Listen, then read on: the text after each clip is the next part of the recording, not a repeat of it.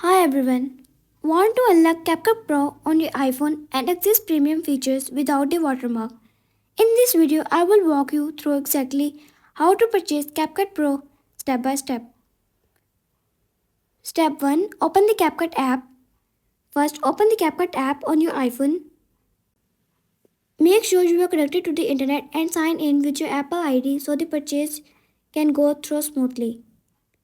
Step 2. Tap the Upgrade or Pro option. On the home screen or inside the editor, look for the Upgrade or CapCut Pro option. Tap on it to view the available subscription plan and pricing details.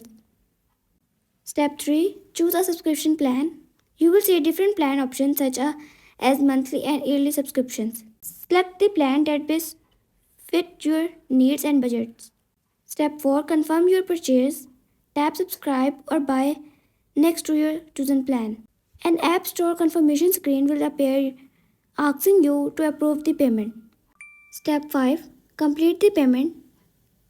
Follow the on-screen instruction to complete the purchase using your Apple ID. You can pay using Apple Pay, credit or debit card, or available App Store balance. Step 6. Check your Pro features.